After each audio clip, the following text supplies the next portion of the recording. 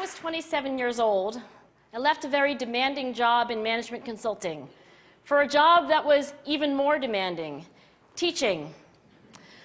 I went to teach 7th graders math in the New York City public schools. And like any teacher, I made quizzes and tests, I gave out homework assignments. When the work came back, I calculated grades. What struck me was that IQ was not the only difference between my best and my worst students. Some of my strongest performers did not have stratospheric IQ scores.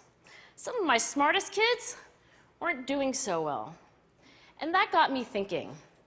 The kinds of things you need to learn in 7th grade math, sure, they're hard. Ratios, decimals, the area of a parallelogram. But these concepts are not impossible. And I was firmly convinced that every one of my students could learn the material if they worked hard and long enough. After several more years of teaching, I came to the conclusion that what we need in education is a much better understanding of students and learning from a motivational perspective, from a psychological perspective. In education, the one thing we know how to measure best is IQ. But what if doing well in school and in life depends on much more than your ability to learn quickly and easily? So I left the classroom and I went to graduate school to become a psychologist. I started studying kids and adults in all kinds of super challenging settings. And in every study, my question was, who is successful here and why? My research team and I went to West Point Military Academy. We tried to predict which cadets would stay in military training and which would drop out. We went to the National Spelling Bee and tried to predict which children would advance farthest in competition. We studied rookie teachers working in really tough neighborhoods, asking which teachers are still going to be here in teaching by the end of the school year. And of those, who will be the most effective at improving learning outcomes for their students?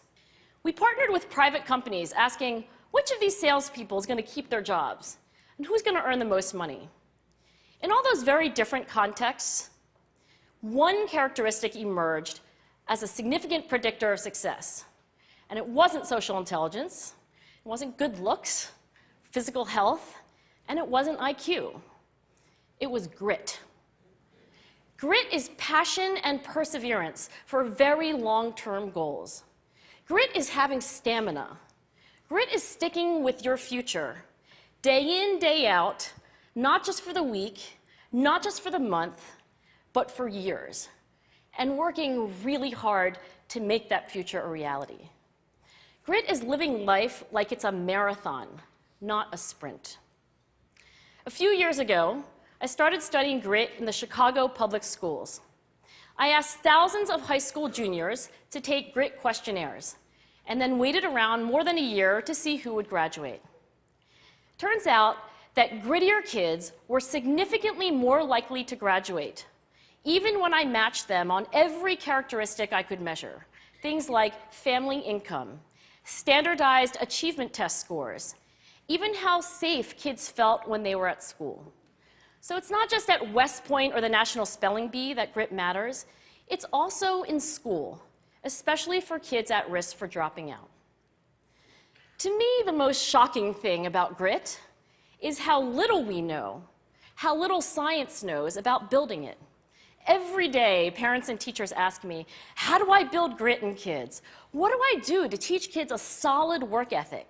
How do I keep them motivated for the long run? The honest answer is, I don't know.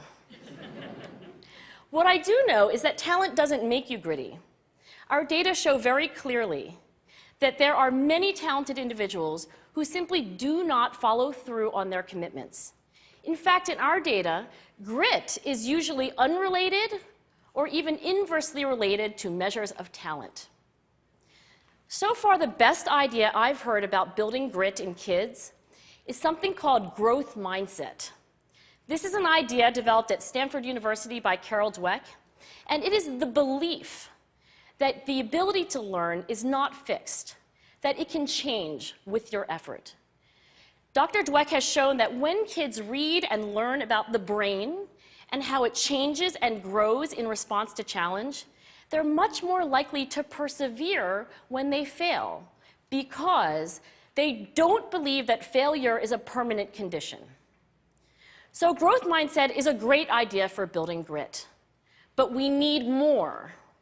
And that's where I'm going to end my remarks, because that's where we are. That's the work that stands before us. We need to take our best ideas, our strongest intuitions, and we need to test them.